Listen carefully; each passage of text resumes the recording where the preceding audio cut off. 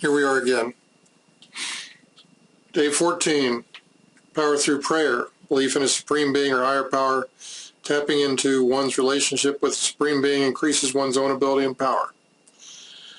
This is one of the funnier ones because it's not funny in a ha-ha method, but it's more like it sticks out as an outlier.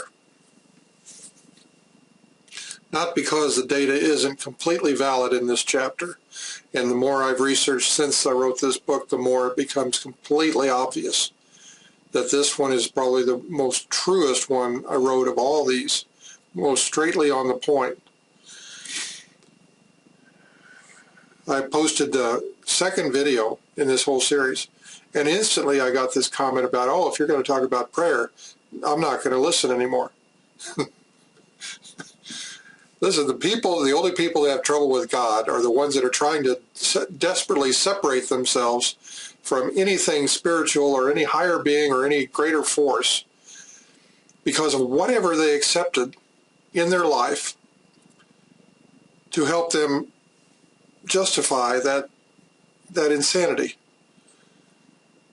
We've already covered everything that's around you. The only limits you have are the things you've accepted. Right? And the model that you have for your life is the one you've created. And everything around you and all your opinions and every thought process, every mental habit is due to deciding you're going to be that way and live that way. All your actions depend on your attitudes. All the accomplishments in your life, everything you possess depends on the doingnesses, on the actions you've taken, and on your attitudes, your emotions that you create. Right? The point of this is, through all these books, well, whatever name they call it, there is some sort of force out there, some sort of supreme being. And in other research, it even possibly points out that even that is something that we're creating and putting there, which is completely extreme. I know. But I've always told you from day one, don't accept anything I said. Test it out for yourself. The only people who have a problem with that are the people who want to have a problem with that. The old adage goes, it's okay that atheists don't believe in God. God still believes in them. And there's more truth in that than you would think. And we're not going to get into, I have written a book that goes into this entirely, to this entire scene, right? But we don't need to go there today. The whole point is that I'm just trying to say that you're right. If you think there's a bigger force out there that you can pull from and you can improve your life with, and it will help you generate the faith you need, and it will keep you going no matter what, you are absolutely right.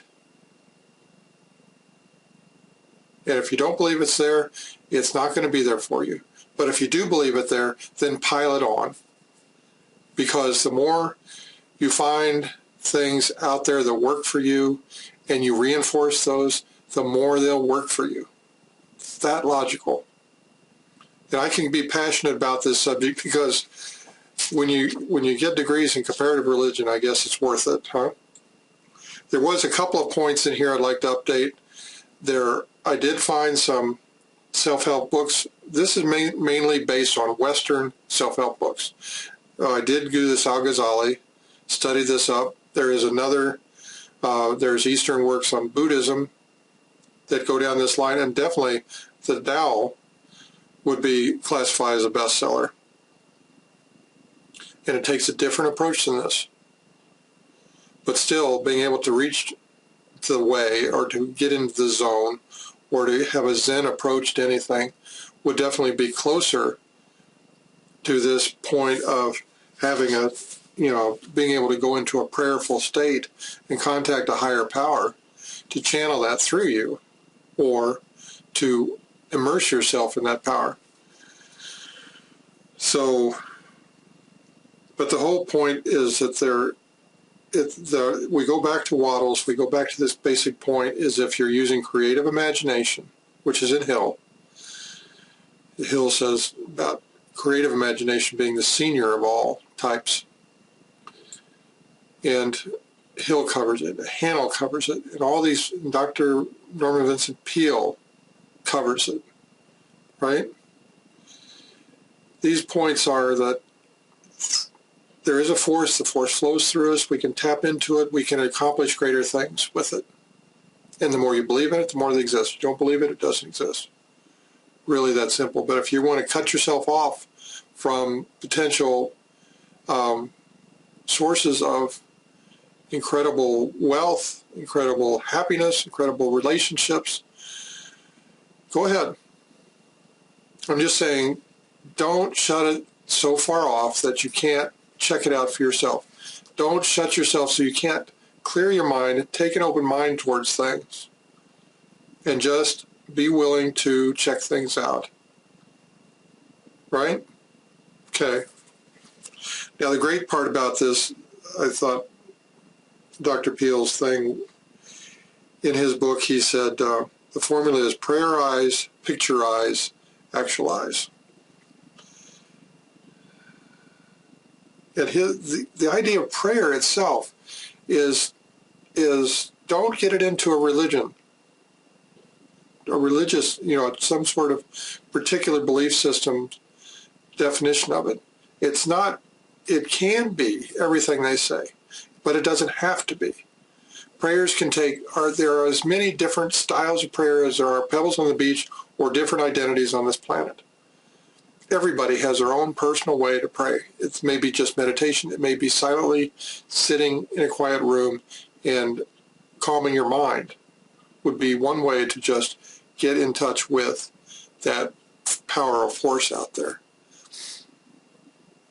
But the whole thing I've said through this whole thing is just to, even Peel says it, says you just sit there, surrender, you create this picture and surrender to God's will. Meaning, that is saying, put the matter in God's hands and follow God's guidance. Right? And then work hard and intelligently. Your part is to hold the picturization firmly in your thoughts. What the whole thing, if you can back this back to, it aligns with everything we've covered in these earlier days on this, is that you decide what you want, picture it, let it go, and then work on the actions you need to do that you feel you need to get inspired to do, which will bring that into fruition. Consider that it's already done, and do the actions that are still, just let's tidy up the loose ends of this, right? This is the point.